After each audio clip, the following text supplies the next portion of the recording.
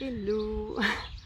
Alors, endométriose et la nostalgie de l'ailleurs, comme j'ai appelé cette vidéo. Et d'ailleurs, un chapitre de mon livre. Alors, qu'est-ce que je veux dire par là? Eh bien, je vais te commencer par te poser des questions. Est-ce que tu as l'impression parfois de ne pas être à ta place? Est-ce que tu as de la peine à prendre ta place dans la vie, à trouver un job qui te convient, à trouver une relation amoureuse qui te convienne, te sentir bien dans tes bottes, à te sentir bien là où tu vis? Est-ce que tu as des fois l'impression que tu n'as rien à faire sur cette terre? Qu'est-ce que je fous là? Qu'est-ce que je fous là? Est-ce que tu as l'impression que la vie n'a pas de sens? Est-ce que tu es perdu dans tes choix? Tu te démènes comme je ne sais pas quoi pour faire au mieux et pourtant, tu as encore une vie compliquée. Alors bienvenue au club, bienvenue au club parce que tous ces questionnements en fait sont des questionnements que se posent la très grande majorité des femmes qui souffrent d'endométriose. Ça fait partie de cette fameuse toile d'araignée dont je parle, de thématiques, de causes profondes de la maladie et puis des symptômes associés à la maladie. Qu'est-ce que je veux dire par là? On a toute une nostalgie de l'ailleurs.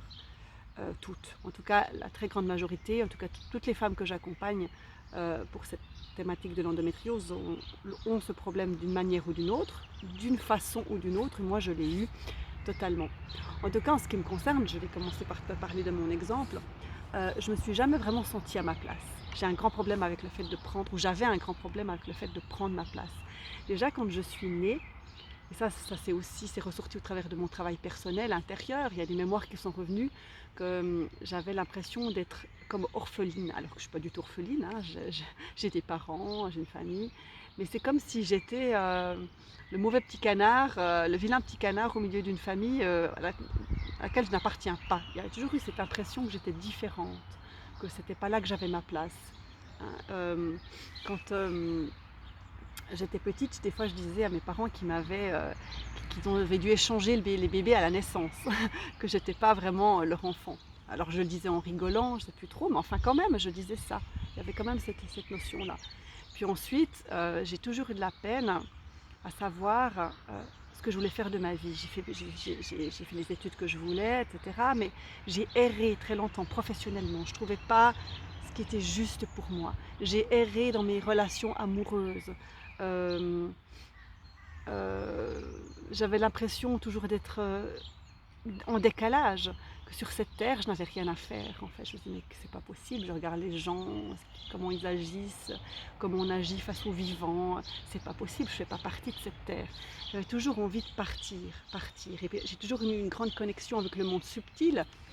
Donc évidemment que tu penses bien que l'incarnation a été pour moi compliquée. Le fait de m'incarner, de venir pleinement me matérialiser. Et la maladie a été un moyen, les grosses souffrances physiques que j'ai eues a été un moyen de me ramener sur terre. La souffrance physique est un moyen aussi de nous aider à nous ancrer quand on n'écoute pas bien, quand on n'essaye pas de s'ancrer autrement. En tout cas moi ça a contribué, ça m'a forcé à faire un cheminement personnel pour m'amener à me matérialiser, à faire que mon âme et que ma contribution spécifique, je puisse vraiment l'incarner sur terre. Et je suis toujours en chemin d'ailleurs. Donc cette notion de je ne suis pas à ma place, je ne sais pas où je veux habiter, ça c'était un long questionnement pour moi. Où est mon nid? Où est ma maison? Où est mon foyer? Hein. Et le foyer, c'est l'appartement où je vis, la maison, c'est l'endroit plus globalement aussi, c'est le pays, c'est l'atmosphère, c'est l'ambiance, c'est avec qui.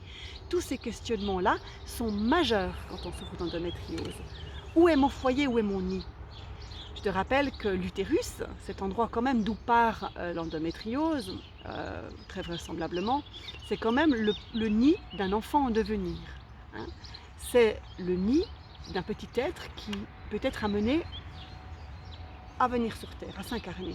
Donc, ces cellules d'endomètre qui migrent à l'extérieur, alors c'est une théorie, on n'est pas tout à fait sûr à 100% que c'est exactement comme ça que se manifeste l'endométriose sur un plan médical. En tout cas, c'est une idée intéressante et moi, dans les informations que je reçois et puis aussi en hypnose quand je travaille avec les femmes, c'est quand même ce qui se révèle, c'est qu'il y a toujours cette idée de migration. Donc on sort il y a ces cellules d'endomètre qui migrent à l'extérieur, qui vont comme faire des bébés à l'extérieur, hein, puisque les foyers d'endo, c'est comme une espèce de mini-grossesse. C'est comme je vais faire un bébé à l'extérieur, et c'est pas ma place dans ce nid. Alors où est mon nid, où est mon foyer?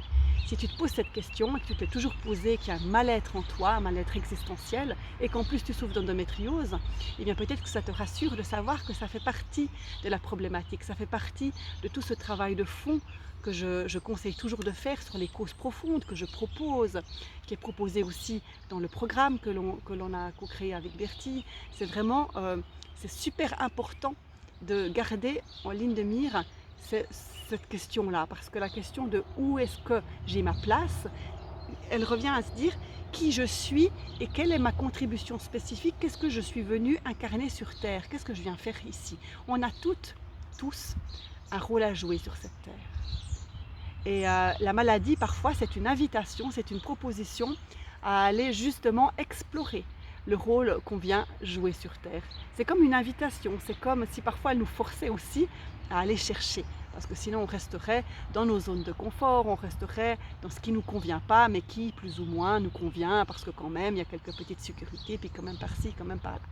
Donc cette notion de place, cette notion de je migre à l'extérieur, elle se retrouve quand on travaille en profondeur sur les mémoires transgénérationnelles.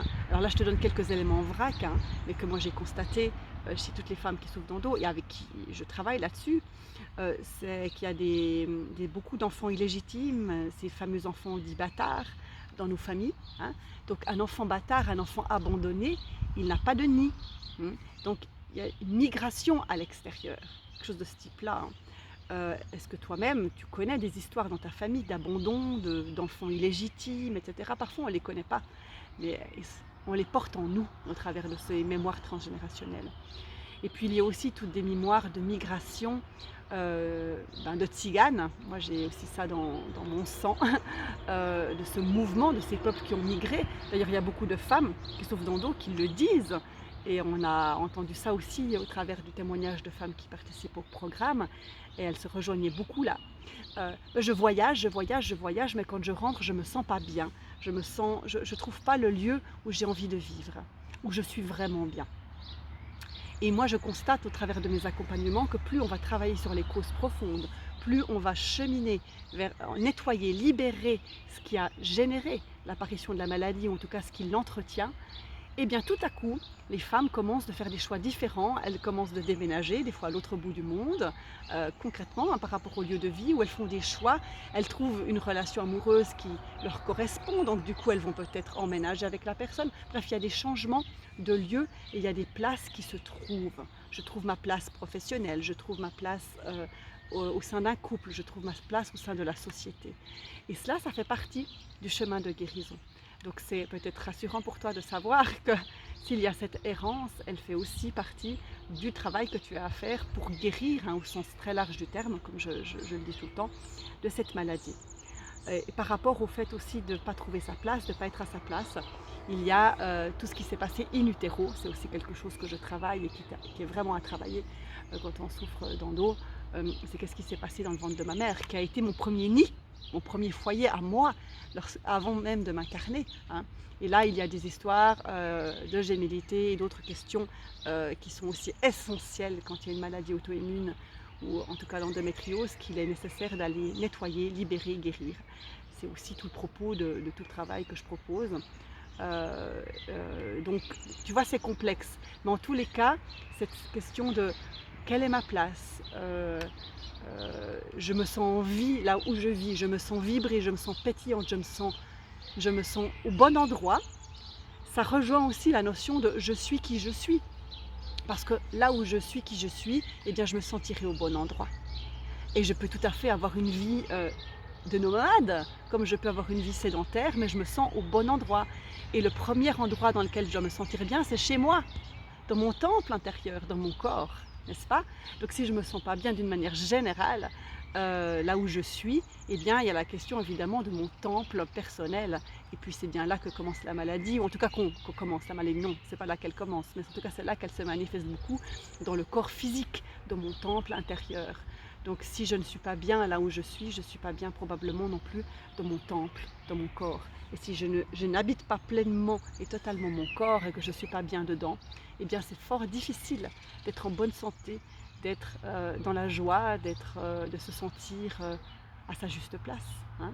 Voilà, voilà ce que je voulais te dire pour aujourd'hui. Donc la nostalgie de l'ailleurs, si elle t'habite, c'est que tu as vraiment quelque chose à libérer. Et puis, encore, je t'envoie juste une petite piste. Ça, c'est quelque chose pour celles qui sont déjà branchées sur un travail de profondeur. Il y a des dimensions beaucoup plus vastes à ça. Il y a des dimensions beaucoup plus spirituelles à cette quête de l'ailleurs. Voilà. Je t'en dis pas plus parce que celles qui, qui me connaissent et puis celles qui sont branchées sur un autre plan comprendront le message et puis voilà. Alors je te souhaite une bonne continuation et puis je te dis à bientôt. Namasté.